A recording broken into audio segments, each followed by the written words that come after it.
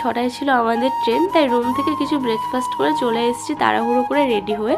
আর এই যে এখন আমরা সবাই বসে আছি ট্রেনের মধ্যে, আর এখনও কিন্তু সবাই খাচ্ছে কলা, এটা ওটা খাচ্ছিল। আর আমি তো বসে গেছি উইন্ডো সিট নিয়ে, কারণ আমি শুনেছি যে আরাকুতে যাওয়ার সময় নাকি সাইট সিনগুলো খুবই সুন্দর, তাই আমি বলেছি যে আমি উইন্ডো সিটেই বসবার। দেখো আমার সঙ্গে কিন্তু আমার বাবা আর পাখি দুজনাই বসে আছে।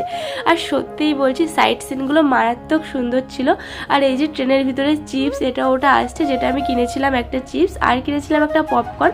পপকর্নটা আর ভিডিও করা হয়নি, ওর মধ্যে হলুদ দিয়ে পপকর্নটা কেমনভাবে ভেজেছে, খুবই বাজে খেতে ছিল। আর এই দেখো এই গুহাটা পার করলাম, আর তারপরে এরকম একটা ওয়াটারফলসটা দেখতে একদম দারুণ সুন্দর লাগছে। আর একটুখানি রাস্তা যাচ্ছিল, আর তারপরে কিন্তু গুহার মধ্যে দিয়ে ট্রেনটা যাচ্ছিল, যেটা খুবই ভালো লাগছিল। আর সবাই খুবই চিৎকার করছিল, খুবই ভালো লাগছিল, হু হা এটা ওটা বলে অনেক কিছুই বলছিল আর কি, কথাগুলো ইকো হচ্ছিল তো মারাত্মক ভালো লাগছিল।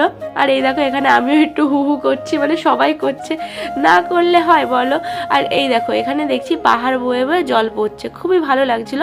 আর তারপরে কিন্তু আমরা নেমে গেছি, ওই 4 ঘন্টা মতন আমাদের লেগেছিল। আর এখন আমরা নেমে গেছি বোরা গুহা স্টেশনে।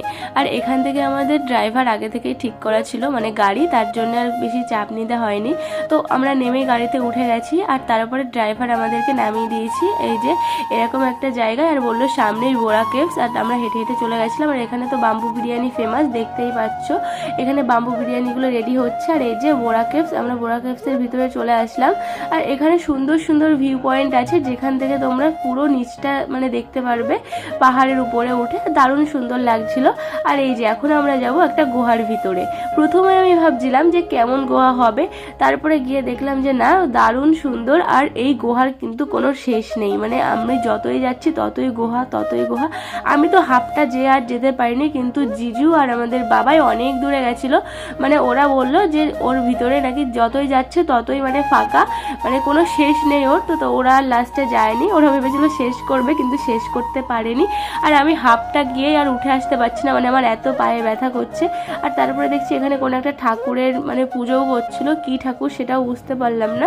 আর এই যে এটা হচ্ছে গুহার ভিতরে কিন্তু অনেক মানুষজনই ছিল, কিন্তু গুহার কোনো শেষ নেই। তারপরে আমরা আস্তে আস্তে উপরের দিকে উঠে গেছিলাম, আর উঠে যেহেতু কিছু খেতেও হতো তার জন্য চলে এসেছি একটা রেস্টুরেন্টে। আর এই যে এখান থেকে আমরা খেয়েছিলাম বাম্বু বিরিয়ানি।